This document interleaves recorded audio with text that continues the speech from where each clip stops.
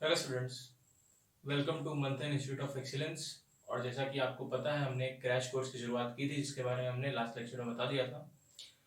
हम पढ़ा रहे हैं अभी फिलहाल जनरल ऑर्गेनिक केमिस्ट्री, जिसमें हमने इंडक्टिव इफेक्ट बता दिया ऑलरेडी पिछले लेक्चर में। जो लोगों ने वो लेक्चर नहीं देखा है जाके प्लीज एक बार जाके देख लें, अपने कंसेप्ट को स्ट्रॉन्ग करें। इंडक्टिव इफेक्ट के प्लस आई माइनस आई की सीरीज के बारे में देख लें, और उनसे जो रिलेटेड क्वेश्चन होंगे वो हमारे मंथन ऐप पे एक वीडियो बनेगा अलग से, जिसमें सारे क्वेश्चंस आ जाएंगे। यहाँ बेसिकली हम टॉपिक्स को डिस्कस कर रहे हैं, एक ब्रीफ रिवीजन करा रहे हैं, और इनसे रिलेटेड जो क्वेश्चंस हैं उनका जो वीडियो होगा वो हमारे मंथन ऐप पे आ जाएगा। सो आज का हमारा टॉपिक है रेजोनेंस।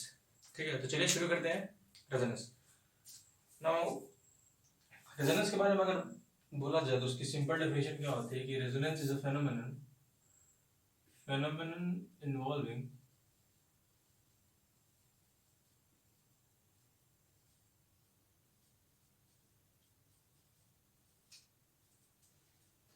Complete delocalisation. ठीक है, तो अब घबराए नहीं, एक नया टर्म आ चुका है डिलोकलाइजेशन। जो लोग जानते हैं उन लोगों के लिए उनको पता होगा कि ये कुछ खास नहीं है, तो एक नई सी चीज है, ऐसा कुछ नहीं है। Phenomenologic complete delocalization of pi electrons slash lone pair slash unpaired electrons. ठीक है, so what is resonance? The resonance is a phenomenon involving complete delocalization of the pi electrons, lone pair or the unpaired electrons. Now, अब अगर हम बात करें कि delocalisation क्या होता है, देखो अब डेफिनेशन तो बस हम फॉर्मेलिटी के लिए लिखते हैं, एक्चुअल में जानना होता है हमें बेसिक कंसेप्ट्स। तो अगर हम इसके बेसिक कंसेप्ट पे जाएंगे तो हम देखते हैं कि डीलोकलाइजेशन का मतलब क्या होता है। तो डीलोकलाइजेशन का मतलब होता है कि when a set of electrons is shared between more than two nucleus. ठीक है, जब दो से ज्यादा न्यूक्लियस यानी एटम्स के बीच में अगर कोई सेट ऑफ इलेक्ट्रॉन्स घूम घूम के जा रहा है, that is known as delocalisation. जो लोग रेजोनेंस के बारे में जानते हैं, आपको याद होगा कि आप एरो से इलेक्ट्रॉन की शिफ्टिंग बनाते हैं, उन्हीं को हम डीलोकलाइजेशन कहते हैं। ठीक है, सो अब अगर हम बात करें थोड़ी छोटी छोटी छोटी चीजें, अगर हम रेजोनेंस के बारे में बात करें तो आपको जानना चाहिए। अब लिखा तो सकते नहीं, क्रैश कोर्स में तो पॉसिबल है नहीं। तो रेजोनेंस बेसिकली, रेजोनेंस को एक्सप्लेन करने के लिए थ्योरी दी गई जिसका नाम है रेजोनेंस थ्योरी, और resonance theory valence bond theory का एक्सटेंशन है। ऐसा क्यों हुआ? ऐसा तब हुआ जबकि एक कंपाउंड का, समझ रहे हैं आप, एक कंपाउंड का एक से ज्यादा लुईस डॉट स्ट्रक्चर जब बनने लगा, सो उसको एक्सप्लेन करने के लिए रेजोनेंस थ्योरी आई। मतलब जब एक कंपाउंड का एक से ज्यादा स्ट्रक्चर बना, ठीक है, मतलब जब एक कंपाउंड का एक से ज्यादा हाइपोथेटिकल स्ट्रक्चर बनने लगा तो उसको एक्सप्लेन करने के लिए हमारी रेजोनेंस थ्योरी आई।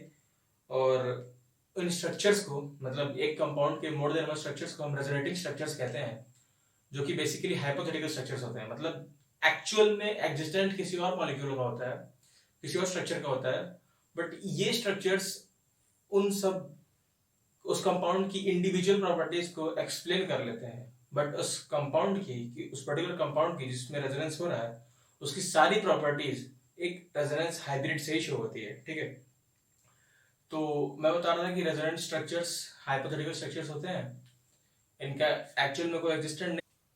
ठीक है, तो जैसा कि मैंने बोला कि रेजोनेटिंग स्ट्रक्चर्स जो होते हैं वो एक्चुअली नॉन एग्जिस्टेंट स्ट्रक्चर्स होते हैं, और उस पर्टिकुलर मॉलिक्यूल की वो सॉरी उस पर्टिकुलर मॉलिक्यूल की वो एक ही दो प्रॉपर्टीज को एक्सप्लेन कर पाते हैं। और जो रेजोनेंस हाइब्रिड होता है हमारा, जो कि एक्चुअल स्ट्रक्चर होता है, जो कि एक्सपेरिमेंटली देखा गया है, वो उस मॉलिक्यूल की सारी प्रॉपर्टीज को एक्सप्लेन कर देता है। ठीक है, तो अब अगर हम देखें तो इसको अगर आप चाहें तो क्वेश्चन के फॉर्म में लिख सकते हैं। तो आप क्वेश्चन को ऐसे लिखें कि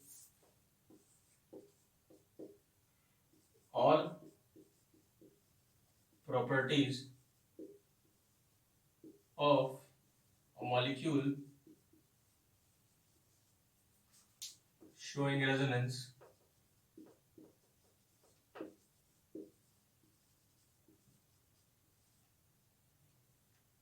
all properties of molecule showing resonance can be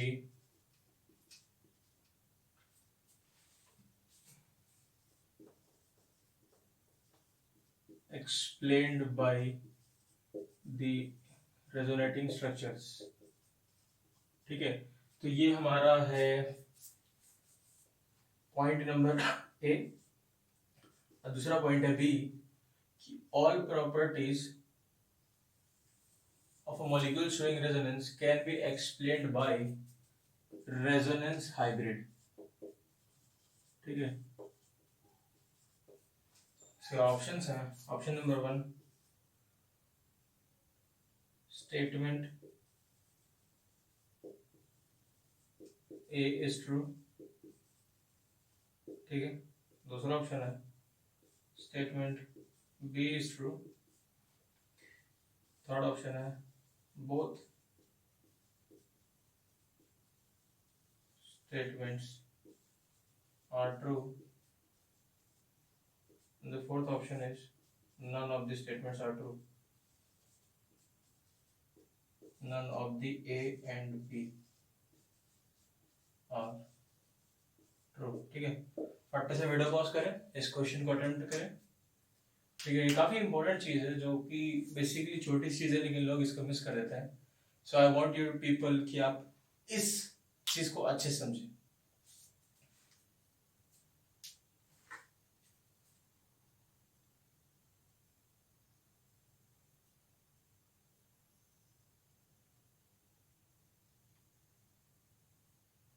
जल्दी जल्दी लिखें।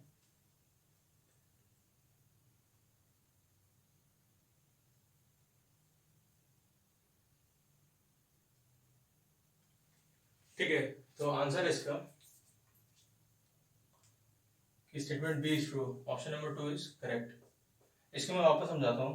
मैंने आपको बोला कि पहला स्टेटमेंट है क्या, कि पहला स्टेटमेंट ये है कि all the properties of a molecule showing resonance can be explained bye resonating structure. मतलब मैंने अभी आपको बोला कि जो रेजोनेटिंग स्ट्रक्चर्स, जो इंडिविजुअल रेजोनेटिंग स्ट्रक्चर्स हैं, वो बेसिकली एक हाइपोथेटिकल स्ट्रक्चर्स हैं। वो मॉलिक्यूल की इक्का या दुक्का प्रॉपर्टी को ही एक्सप्लेन कर पाते हैं। एक्चुअल में उस मॉलिक्यूल की सारी प्रॉपर्टीज को हमारा जो एक्सप्लेन करता हुआ था रेजोनेंस हाइब्रिड। और बी स्टेटमेंट क्या है कि all the properties of a molecule showing resonance can be explained by resonance hybrid. तो उसमें आप ऑप्शन देख लें, स्टेटमेंट ए इज ट्रू गलत, स्टेटमेंट बी इज ट्रू सही। हमारा क्वेश्चन 1 ऑप्शन करेक्ट ही होता है, तो हम ऑप्शन 3 और 4 पे जाएंगे नहीं, टाइम बचाना सीखें। ठीक है, फालतू फोकट नहीं कि हमारा ऑप्शन सही आएगा तो हम फर्जी का ऑप्शन देखेंगे। ठीक है, तो ठीक है, अब इसको रब करते हैं। फिर मैं इसको रब करते करते आपको एक चीज वापस बताता हूँ। मैंने आपको बताया था कि जो रेजोनेटिंग स्ट्रक्चर्स होते हैं वो हाइपोथेटिकल स्ट्रक्चर्स होते हैं। मैं बार बार ये बात इसलिए बोल रहा हूँ ताकि आपके दिमाग में ये चीज गड़ जाए। रेजोनेटिंग स्ट्रक्चर्स हाइपोथेटिकल स्ट्रक्चर्स होते हैं और एक्टिव स्ट्रक्चर जो होता है वो होता है रेजोनेंस हाइब्रिड। रेजोनेंस हाइब्रिड की स्ट्रक्चर्स बनाने के लिए हम इंडिविजुअल रेजोनेटिंग स्ट्रक्चर्स की लुईस डॉट स्ट्रक्चर देखते हैं। मतलब हमें इंडिविजुअल रेजोनेटिंग स्ट्रक्चर्स की जरूरत पड़ती है रेजोनेंस हाइब्रिड के स्ट्रक्चर बनाने के लिए। ये चीज आपको समझ नहीं आ रही होगी, मैं एग्जांपल लेके आपको एक्सप्लेन करता हूँ।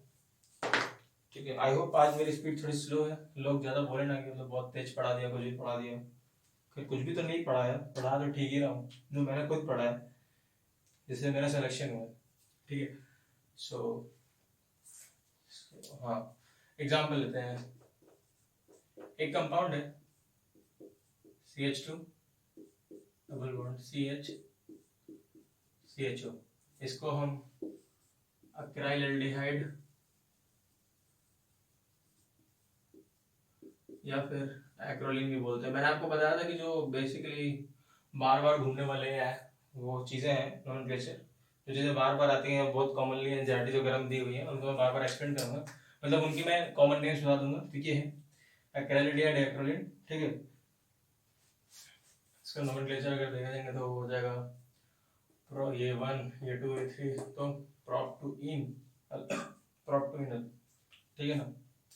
चलिए, तो अब अगर इसको आप अच्छे से रिप्रेजेंट करें तो आप यहाँ पे देख पाएंगे इसका एक रिप्रेजेंटेशन हम ऐसे भी कर सकते हैं, double bond CH double bond O। ठीक है, अब यहाँ पे कंजुगेशन है। अभी आप इसको मान लें कंजुगेशन, आगे चल के मैं एक्सप्लेन करूंगा कि रेजोनेंस होता क्यों है एक्चुअली। अभी यहाँ पे कंजुगेशन है। ठीक है, और इलेक्ट्रॉन का फ्लो इलेक्ट्रोनेगेटिव एटम के साइड होता है, आपको पता ही है। तो ये इलेक्ट्रॉन इधर जाएगा और ये इलेक्ट्रॉन यहाँ चला जाएगा। तो ये जो हमारा मॉलिक्यूल होगा वो कुछ इस प्रकार से हो जाएगा, single bond CH double bond CHO minus, और यहाँ आ जाएगा प्लस क्योंकि एक बॉन्ड खत्म हो चुका है। ठीक, तो अब देखिए इन दोनों स्ट्रक्चर्स की जरूरत पड़ी हमें। क्यों जरूरत पड़ी ये हम आगे देखते हैं, क्योंकि जब हम इसका रेजोनेंस हाइब्रिड बनाएंगे, रेजो हाइब्रिड जब हम इसका बनाएंगे, और ये क्या है, रेजो स्ट्रक्चर्स, रेजोनेटिंग स्ट्रक्चर्स, ठीक है। तो जब हम इसका रेजोनेंस हाइब्रिड बनाएंगे तो ये कंपाउंड कुछ ऐसे होगा।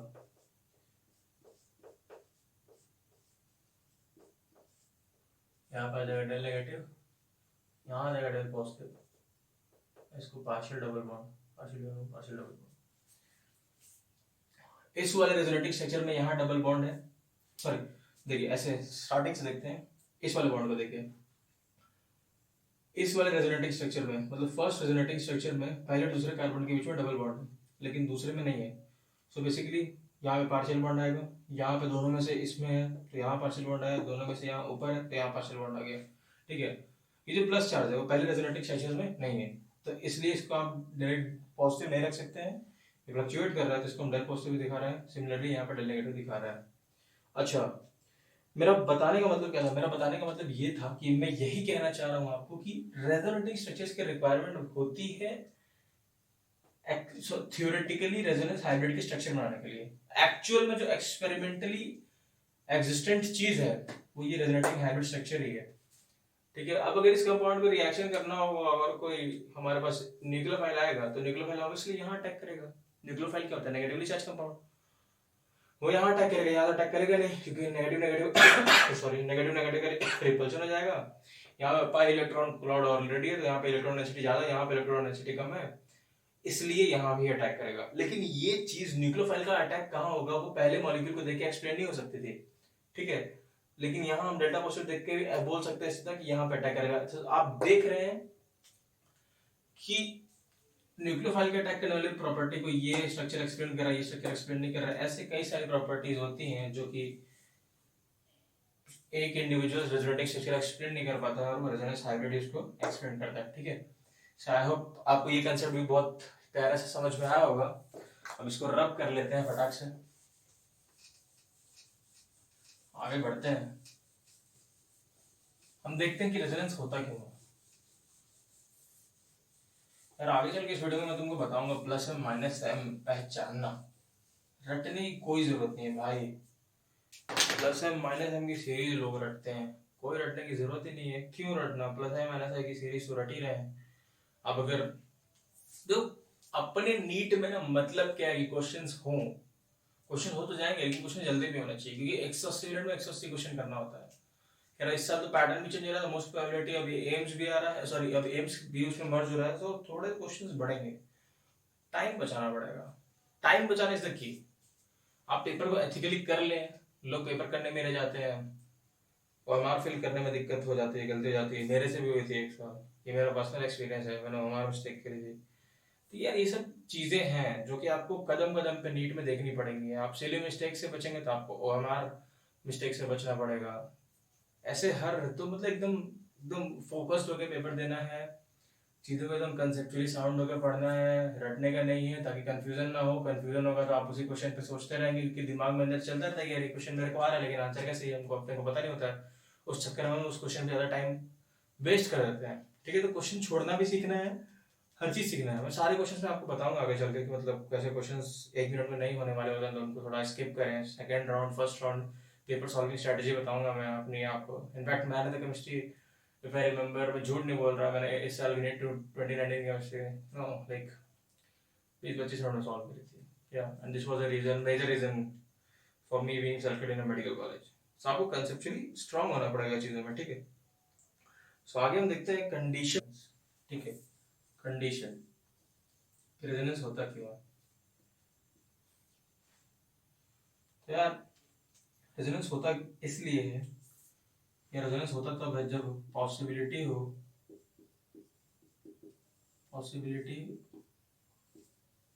Of overlapping of one p orbital with more than one P orbital. फिर वही मैंने लिख दिया अंग्रेजी। अब चलते हैं इसको एक्सप्लेन करने। ठीक है, यही होता है, कुछ न कुछ लिख देता हूँ मैं, फिर उसको एक्सप्लेन करता रहता हूँ। पता नहीं तुम लोगों को एक्सप्लेनेशन अच्छे से समझ में आ रहा है कि नहीं, जैसे क्यों नहीं आएगा यार, पढ़ाता तो ठीक ही हूँ शायद, नहीं तो चलिए देखते हैं।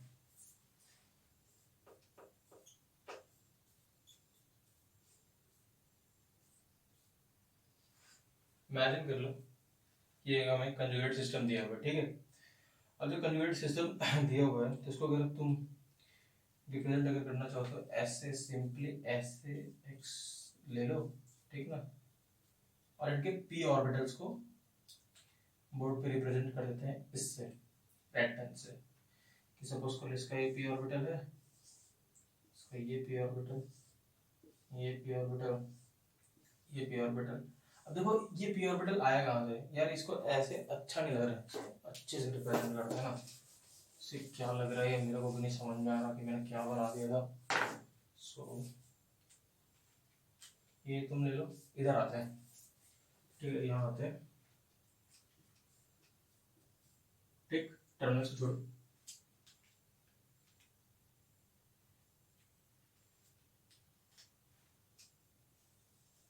ऐसे एक्सप्लेन करते हैं। ये पी ऑर्बिटल एक खाली कैसे मिला, ये पी ऑर्बिटल खाली से मिला कि इसकी हाइब्रिडेशन देखो, हाइब्रिडेशन की sp2 है। अब रेजोनेटिक स्ट्रक्चर में अगर तुम जाओगे तो ये इलेक्ट्रॉन यहाँ शिफ्ट करके जाएगा दूसरे रेजोनेटिक स्ट्रक्चर में, यहाँ भी पार्शियल डबल बॉन्ड कैरेक्टर हो जाएगा, ये भी sp2, ये भी sp2, ये भी sp2, सारे sp2 हाइब्रिडाइज्ड हैं, ठीक है। बॉन्ड कितना बना सकता है, कार्बन 4, 3 sp2 बॉन्ड बन चुके हैं, एक sp2, एक sp2, एक sp2। जो चौथा बॉन्ड है पाई बॉन्ड, हमें पता है पाई बॉन्ड पी ऑर्बिटल के थ्रू ही बनता है, और जब उनका कोएक्सियल ओवरलैपिंग होता है, सपोज करो कि ये दो एटम्स हैं, ये मेरी इंडेक्स फिंगर्स का टिप दो एटम्स है, ठीक है, ये देखो मेरे इंडेक्स फिंगर की जो टिप है दो एटम है, ये दोनों उसके परपेंडिकुलर है, क्या उसके परपेंडिकुलर है पी ऑर्बिटल्स, ठीक है। सो रेजोनेंस होता कब है, रेजोनेंस होता तब है जब एक पर्टिकुलर ऑर्बिटल की एक से ज्यादा पी ऑर्बिटल के साथ ओवरलैपिंग हो एक ही टाइम पे साइमल्टेनियसली, इसको साइमल्टेनियसली देख लो, ठीक है, साइमल्टेनियसली, ठीक है।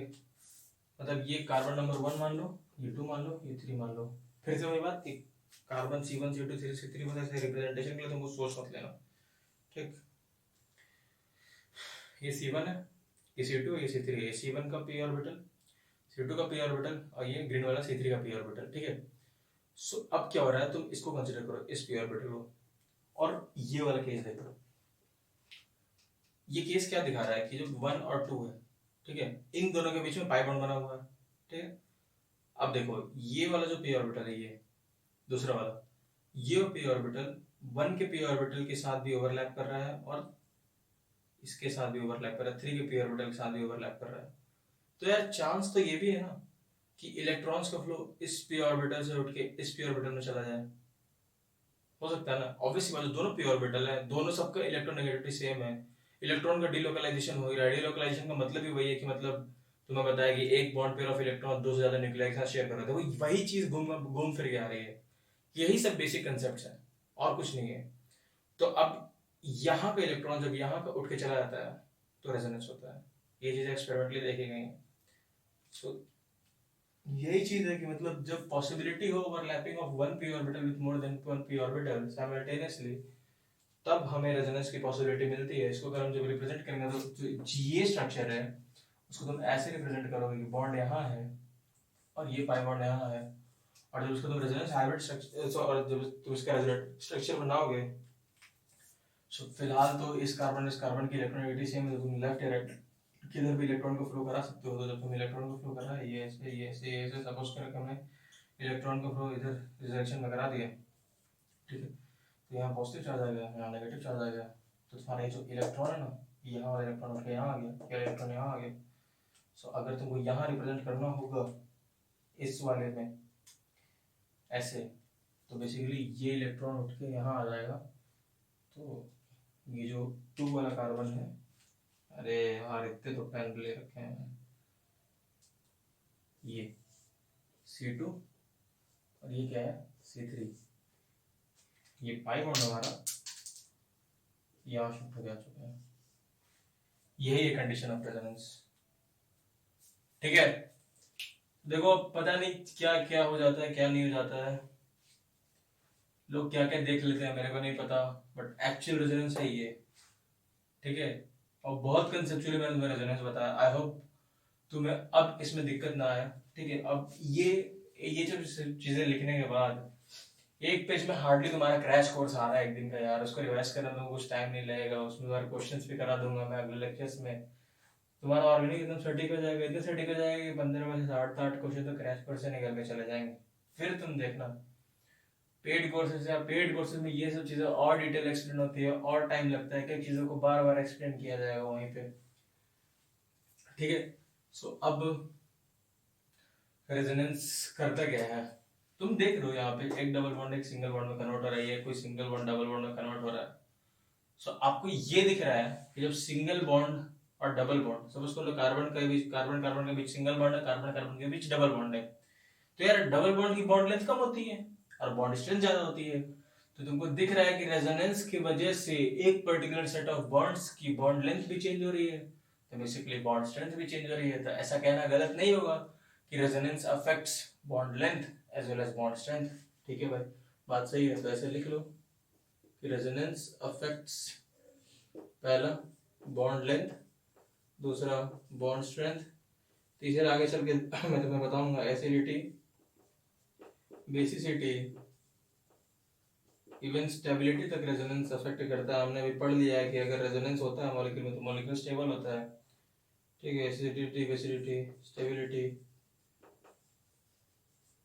ठीक है, और कितना लिख लो, फिर थोड़ा सा चीज़ें और बताऊंगा, या फिर इसको मुंह से बोल देता हूँ, तो मैं लिखना चाहो तो लिख लो, मैं तुम्हें एक्सप्लेन कर दे रहा हूँ कि यार जब किसी मॉलिक्यूल में रेजोनेंस होता है ना तो वो मॉलिक्यूल एक्स्ट्रा स्टेबल होता है। ठीक है, और वो स्टेबल कैसे होता है कि हीट रेजोनेंस एनर्जी फॉर्म में रिलीज होता है, और ये जो निकलता है उसका जो फॉर्मूला है वो होता है कि the energy of the resonance hybrid structure minus the energy of most stable resonating structures. कोई पूछता नहीं, आज तक पूछा नहीं है, बस तुम ऐसे लिख लो। तो इसको तुम लिखना चाहो तो मैं तुम्हें यहाँ लिख देता हूँ छोटा सा, कि जो रेजोनेंस है मॉलिक्यूल में, मॉलिक्यूल स्टेबल होता है और रेजोनेंस एनर्जी जो कैलकुलेट होती है हमारी, resonance energy that is equals to energy of the resonance hybrid। इसको RH लिख रहा हूँ तो लोग हाइब्रिड लिख रहे हैं ना, RH मत लिखना वरना RH factor, RH positive RH negative erythroblastosis fetalis मत चले जाना। एक तो वैसे ही नीट की डायरेक्ट अपन इतना कोर्स पढ़ते रहते हैं, दिमाग इधर उधर स्विच करता रहता है, तो दिमाग भैया स्विच करने की जरूरत नहीं है, इलेक्ट्रॉन से बस स्विच करें। इलेक्ट्रॉन्स का डिलोकलाइजेशन होना चाहिए, हमारे ब्रेन का डिलोकलाइजेशन नहीं होना चाहिए। ठीक है ना, हमारी अवेयरनेस का डिलोकलाइजेशन होना चाहिए, एकदम कंटेस्ट होकर पढ़ लो। ठीक है, तो energy of the resonance hybrid minus the energy of most stable RS resonating structure। ठीक है, तो आगे चल के अभी तुम्हें इस लेक्चर में बताऊंगा मैं टाइप्स, यानी टाइप्स ऑफ रेजोनेंस। ठीक, इतनी चीजें पहले नोट करो फट से, चलो नोट करो, बीच बीच में नोट मत करना यार, मतलब बीच बीच में नोट करने की टेंडेंसी मत रखना। क्रैश कोर्स से पहले क्या हुआ, 20 मिनट में कितना कितना टाइम है, 20 मिनट है, कहाँ लिखने में हार्डली तुमको 2 पेज कितना लगेगा, 2 मिनट लगेगा, इससे ज्यादा क्या लिखोगे, बस 22-23 मिनट में आराम हो जाएगा। तो जब मैं समझा रहा हूँ चीजों को तो तुम समझो। ठीक है, जब मैं चीजों को समझा रहा हूँ तो तुम चीजों को एक्चुअली समझो, एथिकली समझो, प्यार से समझो। नहीं समझ में आए तो कमेंट सेक्शन में बता देना, या फिर मंथन एजुकेशन ऐप पे आके आप मेरे से डाउट्स भी पूछ सकते हैं। ठीक है, और जब मैं तुम्हें टाइम में लिखने का तो लिख लो, या तो वीडियो पॉज करके लिख लिया करो जब मैं तुम्हें कॉन्सेप्ट्स एक्सप्लेन कर चुका होता हूँ, जैसे मैं अभी कह रहा हूँ कि फट से वीडियो पॉज करो उसको लिखो। ठीक है, तो जैसा कि मैंने आपसे कहा कि अब हम टाइप्स ऑफ रेजोनेंस और मेसोमेरिक इफेक्ट के बारे में देखेंगे, जैसे कि पिछले लेक्चर में हमने इंडक्टिव इफेक्ट में टाइप्स ऑफ इंडक्टिव इफेक्ट देखा था। ठीक है, तो ऐसे ग्रुप्स जो इलेक्ट्रॉन रिलीज करने की टेंडेंसी रखते हैं वो प्लस आई शो करते हैं, और यहाँ रेजोनेंस में वो प्लस एम शो करते हैं। और ऐसे ग्रुप्स जिनकी इलेक्ट्रॉन विड्रॉइंग टेंडेंसी हाइड्रोजन से ज्यादा होती है, यहाँ भी हम हाइड्रोजन को रेफरेंस मॉलिक्यूल मानेंगे, ऐसे ग्रुप जिनकी इलेक्ट्रॉन विड्रॉइंग टेंडेंसी हाइड्रोजन से ज्यादा होती है वो इलेक्ट्रॉन्स लेंगे खुद पे और वो क्या शो करेंगे, माइनस आई शो करेंगे, और यहाँ रेजोनेंस के केस में वो माइनस एम शो करेंगे। ठीक है। अब फिर कंफ्यूजन आ जाएगी, तो मैं फिर से ये बात बताऊंगा। तो ऐसे इमेजिन करो कि मैं ग्रुप हूँ और मैंने अपना इलेक्ट्रॉन दिया। जो मैंने अपना इलेक्ट्रॉन दिया, तो मैंने अपना नेगेटिव चार्ज दिया। अगर मैं इनिशियली न्यूट्रल था तो मैंने अपना नेगेटिव दिया, तो मेरे पास क्या बचेगा? पॉजिटिव। देखो इलेक्ट्रॉन रिलीजिंग मैंने अपना दिया, देने के बाद इलेक्ट्रॉन मेरे पास क्या बचा? मेरा पॉजिटिव बचा, तो प्लस है। सिमिलरली ये प्लस आई के लिए भी है। और मैंने किसी से इलेक्ट्रॉन छीना, तो इलेक्ट्रॉन छीना तो मेरे पे क्या है? नेगेटिव चार्ज आ गया। नेगेटिव चार्ज आ गया तो क्या मतलब? माइनस है। तो विड्रॉ, किसी से छीनना, माइनस है। ठीक है, सिंपल चीजें हैं। अच्छा, लोग सीरीजें रटते हैं, नहीं रटना है। आपको मैं कंपाउंड दूंगा और आप खुद बताओगे कि वो प्लस एम शो करेगा माइनस एम शो करेगा। बस 5 मिनट रुक जाओ, ठीक है। तो अब अगर हम प्लस एम की बात करें तो प्लस एम कौन से ग्रुप शो करते हैं? ठीक है, तो इसको हम डिवाइड कर लेते हैं बोर्ड को ऐसे। पहले हम देखते हैं प्लस एम। हमने बेंजीन रिंग बनाई, यहाँ रेजोनेंस में हम प्लस एम वगैरह या माइनस एम वगैरह बेंजीन रिंग को देखते हैं, जिसपे आगे चल के हम ये भी देखते हैं कि प्लस एम की वजह से ऑर्थो और पैरा पोजीशंस पे इलेक्ट्रॉन डेंसिटी बढ़ जाती है, और माइनस एम की वजह से ऑर्थो और पैरा से इलेक्ट्रॉन डेंसिटी कम हो जाती है, जिसकी वजह से मेटा पोजीशन सबसे ज़्यादा रहती है। तो वो side preferred side for electrophilic substitution रहती है। ये सब चीज़ें हम आगे चल के देखेंगे। मैंने ऐसे बता दिया आपको, सो इमेजिन करिए आपका क्या है? बेंजीन रिंग है, इसमें हाइड्रोजन लगा दें तो बेंजीन है। इसको फिनाइल रिंग मान लीजिए और हमने कोई ग्रुप लगा दिया ऐसे।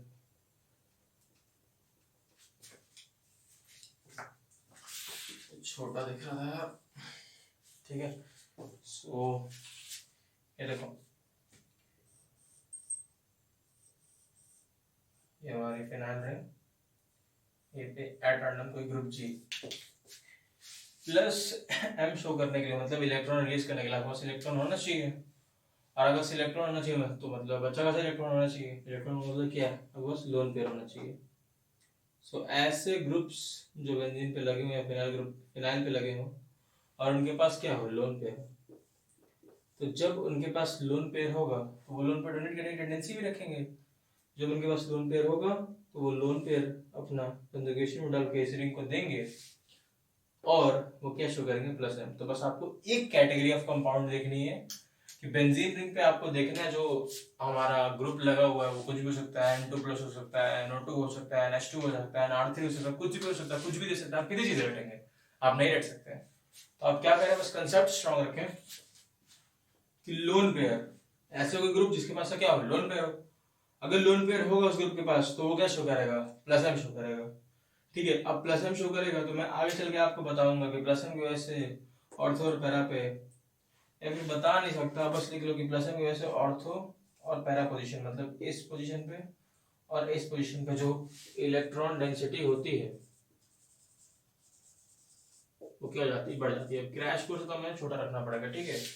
और यहाँ पे जो कैटेगरी ऑफ कंपाउंड्स होते हैं माइनस एम शो करने की, वो दो कैटेगरी होती है। पहली वो कैटेगरी जो होती है वो होती है कि ऐसा कोई कंपाउंड लगा हो जिसमें मल्टीपल बॉन्ड हो, ठीक है। मल्टीपल बॉन्ड मतलब ये डबल बॉन्ड और ट्रिपल बॉन्ड दोनों हो सकता है, ठीक है। तो अब इस मल्टीपल बॉन्ड के साथ साथ एक कंडीशन होना चाहिए कि जो इलेक्ट्रोनेगेटिविटी है एटम बी की वो ग्रेटर देन होनी चाहिए कार्बन, जिसकी वजह से क्या होगा? ठीक है, इलेक्ट्रोनेगेटिविटी बी की, सॉरी, ए से ज्यादा होनी चाहिए, बी की ज्यादा होनी चाहिए ए से, जिसकी वजह से इलेक्ट्रॉन्स का फ्लो आउटसाइड होगा, इधर होगा। मतलब अगर कंजुगेशन है तो इसकी इलेक्ट्रोनेगेटिविटी ज्यादा है तो इलेक्ट्रॉन का फ्लो इसके साइड होगा, तो बाय डिफॉल्ट ये इलेक्ट्रॉन उठ के इस साइड जाएगा। तो आप देख रहे हैं कि रिंग का इलेक्ट्रॉन, पाई इलेक्ट्रॉन उठ के रिंग से बाहर जा रहा है, इलेक्ट्रॉन विड्रॉ कर रहा है ये group, that is nothing else but minus है, ठीक है। वापस से देखें कि इसकी इलेक्ट्रोनेगेटिविटी बी की ज्यादा थी ए से, और यहाँ पे हमारे पास कंजुगेशन है, पाई पाई कंजुगेशन है। मैंने आपको कंजुगेशन सिस्टम्स के बारे में क्या नहीं बताया। 6 टाइप के कंजुगेशन सिस्टम्स होते हैं, वैसे उनका कुछ खास वो नहीं है। फिलहाल क्रैश कोर्स में आप उसको छोड़ सकते हैं, ठीक है।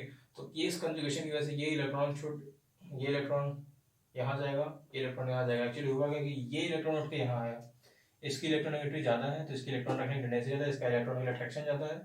तो ये इलेक्ट्रॉन रेजोनेंस की वजह से यहाँ आएगा और ये इलेक्ट्रॉन रेजोनेंस की वजह से यहाँ आएगा, और यहाँ पे डेल्टा पॉजिटिव चार्ज डेवलप हो जाएगा। सिमिलरली यहाँ डेल्टा पॉजिटिव चार्ज डेवलप हो जाएगा, जो कि इस केस में यहाँ डेल्टा नेगेटिव चार्ज डेवलप होता है, यहाँ डेल्टा नेगेटिव चार्ज होता है। मैं इसको डेल्टा से रिप्रेजेंट करता हूँ, यहाँ डेल्टा नेगेटिव चार्ज डेवलप होता है, यहाँ डेल्टा नेगेटिव चार्ज डेवलप होता है। ये भी या डेल्टा नेगेटिव, ये दोनों तो ऑर्थो पोजीशन है ना इसके रिस्पेक्ट में, इसके रिस्पेक्ट में, ठीक है। सो अब यहाँ पे क्या हो रहा है? डेल्टा पॉजिटिव डेल्टा हो जा रहा है, डेल्टा पॉजिटिव, यहाँ पे क्या हो रहा है? Delta positive. जब आप इसका रेजोनेटिंग स्ट्रक्चर बनाएंगे तो आप देख लेंगे कि ऑर्थो और पैरा पोजीशंस पे डेल्टा पॉजिटिव जनरेट हो जाता है हमारे सबके केस में, जिसकी वजह से ऑर्थो और पैरा पोजीशन से इलेक्ट्रॉन डेंसिटी क्या हो जाती है, कम हो जाती है। ठीक है, इलेक्ट्रॉन डेंसिटी क्या हो गई, कम हो गई। अब अब मैं इलेक्ट्रोफिलिक सब्स्टिट्यूशन रिएक्शन में बताऊंगा तो जो प्रेफर्ड साइड ऑफ अटैक होगा बेटा, और यहाँ पे प्रेफर्ड साइड ऑफ अटैक होंगे ऑर्थो और पैरा, और थोड़ा सा स्टेरिकली हिंडर्ड होगा, जिसकी वजह से पैरा जो प्रोडक्ट होता है किसी भी कंपाउंड का जहाँ पे ऑर्थो और पैरा प्रोडक्ट बनते हैं, यहाँ पे एंजाइम जाके देखना, पैरा पोजीशंस पे यूजुअली मेजर प्रोडक्ट बनता है। वो इसलिए बनता है कि ऑर्थो स्टेरिकली हिंडर्ड होता है, जिसको कुछ भी रीजन दिया जाता है, सिमेट्री वगैरह कुछ रीजन नहीं होता है, रीजन नहीं होता है कि ऑर्थो वाले पोजीशन पे स्टेरिक हिंड्रेंस होता है, जिसकी वजह से पैरा प्रोडक्ट क्या होता है, मेजर प्रोडक्ट होता है। ठीक है, तो और इसकी जो दूसरी कैटेगरी है वो ये है कि आप एक कंपाउंड ले हैं, ठीक है, और उस पर कोई एटम हो x, और उस x एटम के पास वेकेंट ऑर्बिटल हो। देखो पॉजिटिव चार्ज से लोग कंफ्यूज जाते हैं कि उसके पास अगर पॉजिटिव चार्ज होगा तो अपने पास इलेक्ट्रॉन खींचेगा, तो क्या होगा कि रिंग से उठ के इलेक्ट्रॉन चला जाएगा। मेरे को ये बताओ यार, NH3+ हमने यहाँ पे लगा दिया, ठीक है, x के जगह पे NH3+ लगा दिया, तुम बोल रहे हो कि हाँ भैया पॉजिटिव चार्ज है तो ये इलेक्ट्रॉन उठ के चला जाएगा। तो मेरी बात देखो, यहाँ 3 इलेक्ट्रॉन हाइड्रोजन के साथ बन रखा है, और 3 बॉन्ड हाइड्रोजन के साथ बन रखे हैं, एक बॉन्ड इस ग्रुप के साथ रिंग के साथ बन रखा है। इलेक्ट्रॉन उठ के जाएगा तो यहाँ पे मल्टीपल बॉन्ड डबल बॉन्ड आएगा, तो क्या नाइट्रोजन सेकंड ग्रुप का होकर पेंटावैलेंट हो सकता है? आंसर क्या है, नहीं। सेकंड ग्रुप वाले के पास डी ऑर्बिटल होता है नहीं, तो सिर्फ मैक्सिमम 4 बॉन्ड बना सकते हैं, और यहाँ पे NH3+ होने के बावजूद भी 4 बॉन्ड बना रखा है। तो ये मिसकंसेप्शन हटाना है। लोग क्या पढ़ाते हैं, लोग ऐसे पढ़ देते हैं कि यहाँ पॉजिटिव चार्ज आ जाएगा जिसके से इलेक्ट्रॉन उठ के चला जाएगा। अरे नहीं, बेसिक कंसेप्ट क्या है कि बेसिक कंसेप्ट ये है कि उस ग्रुप के पास एक वेकेंट ऑर्बिटल होना चाहिए। ठीक है, तो अब अगर वेकेंट ऑर्बिटल है तो ऑब्वियस सी बात है यार, वेकेंट ऑर्बिटल है, इलेक्ट्रॉन्स का फ्लो वैकेंसी के साइड होगा तो इलेक्ट्रॉन उठ के इधर से जाएगा। तो सिमिलरली यहाँ पे डेल पॉजिटिव, यहाँ डेल पॉजिटिव, यहाँ डेल पॉजिटिव, सेम ये कैसे होगी, इलेक्ट्रॉन डेंसिटी यहाँ भी कम होगी। ठीक है, अब कुछ एग्जांपल्स देख लेते हैं फट से, एक दो, जिससे आपको चीजें क्लियर हो जाए। एग्जांपल नंबर 1 क्या है, हमारे पास एक ग्रुप है NO2, एग्जांपल नंबर 2 है NH2, एग्जांपल नंबर 3 है OCH3। ठीक है, आपको क्या करना है, आइडेंटिफाई करना है कि वेदर ये +m शो करेंगे या -m शो करेंगे। यार इतनी देर से बताया, प्लीज क्वेश्चन कर देना कि +m शो करेंगे -m शो करेंगे, और प्लीज अपनी सीरीज जो तुमने रटी हुई है ना उस सीरीज से मत करना, ठीक है ना। बस तुम बताओ कि +m शो करेंगे -m शो करेंगे।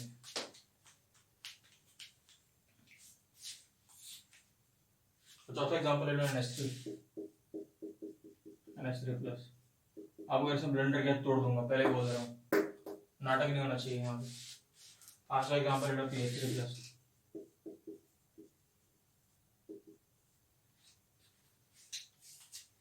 जल्दी वीडियो पॉज करो, क्वेश्चन करो। ठीक है, तो आई होप क्वेश्चंस आपने अटेम्प्ट कर लिए होंगे। तो अगर आप NO2 को रिप्रेजेंट करेंगे तो NO2 को आप कुछ ऐसे रिप्रेजेंट कर सकते हैं, NO2 ये, ठीक है, क्लियर कट दिख रहा है आपको कि O की इलेक्ट्रोनेगेटिविटी N से ज्यादा है, और अगर ये NO2 अगर किसी फेनाइल ग्रुप पे लगा होगा तो कैटेगरी ये वाली मिल रही है, सिमिलरली ये कैटेगरी मिल रही है, तो ये क्या शो करेगा, -m शो करेगा। ठीक है, NH2 के पास क्या है, अभी 3 बॉन्ड बने हुए हैं, एक लोन पेयर है, लोन पेयर डोनेशन क्या शो करेगा, +m। Similarly OCH3 lone pair +m, NH3+ positive charge vacant orbital -m। ठीक भाई यार, अभी बताया कि ये ऐसा कुछ नहीं होगा, ये किसी कैटेगरी में फिट नहीं हो रहा है। प्लस चार्ज है लेकिन वेकेंट ऑर्बिटल नहीं है तो ये वाला कैटेगरी खत्म, मल्टीपल बॉन्ड नहीं तो ये वाला कैटेगरी खत्म, लोन पेयर ऑलरेडी डोनेट कर चुका है तभी वो 4 बॉन्ड बना, तो ये वाला कैटेगरी खत्म। तो ये कोई नहीं इशू करेगा, ये नो m इफेक्ट होगा यहाँ पे। और यहाँ देखिए PH3+, अब फिर लोग बोलेंगे प्लस से नहीं जाना, PH3 देखो, P है थर्ड पीरियड का एलिमेंट, थर्ड पीरियड के पास क्या होता है, वैकेंट डी होता है, वैकेंट ऑर्बिटल है, मतलब क्या शो करेगा, -m। ठीक है, सो आई होप आपको ये लेक्चर अच्छा लगा होगा, आपने +m -m रटना छोड़ दिया होगा इस लेक्चर के बाद से। अब क्वेश्चन आपको रटने की जरूरत नहीं है, +m -m सीरीज जो कि यूजुअली हम रटा करते हैं, ठीक है ना। प्रॉपर तरीके से आप इन तीन कैटेगरी है यार, तीन कैटेगरी आप सीरीज, ऐसी सीरीज वोलाटाइल सीरीज याद करने का मतलब क्या है जिसमें ब्लंडर होने का चांस हो, एग्जाम टाइम में याद ही ना। कंसेप्ट स्ट्रॉन्ग रखो, बेसिक स्ट्रॉन्ग रखो, ऑर्गेनिक बहुत इजी कर दूंगा यार, देख लेना बस तुम। अभी हमारा मेन कोर्स होता, मेन जो हमारा मंथन ऐप पे कोर्स आने वाला, अगर वो मेन कोर्स होता तो इसमें हम सारी चीजें बहुत डिटेल में पढ़ते हैं। ऐसे 20 एग्जांपल्स कराता मैं, इनके साथ तो मैं प्लस आई माइनस आई में आइडेंटिफाई करा था। पिछले लेक्चर में तो बस सीरीज लिखवा दी थी, इसमें हमारे मेन कोर्स में सीरीज को एक्सप्लेन किया जाएगा प्रॉपरली। ठीक है, सो आई होप आपको रेजोनेंस समझ में आया, रेजोनेंस के टाइप समझ में आया, प्लस एंड माइनस एम समझ में आया। इससे रिलेटेड क्वेश्चन हमारे मंथन एजुकेशन ऐप पे आ जाएंगे, आप प्ले स्टोर पे जाकर डाउनलोड कर सकते हैं, लिंक डिस्क्रिप्शन में दिया रहेगा। वीडियो को लाइक करें, ज़्यादा से ज़्यादा लोगों के साथ शेयर करें, तो बोलना ही पड़ता है यूट्यूब पे। चलो, थैंक यू गाइस, बाय।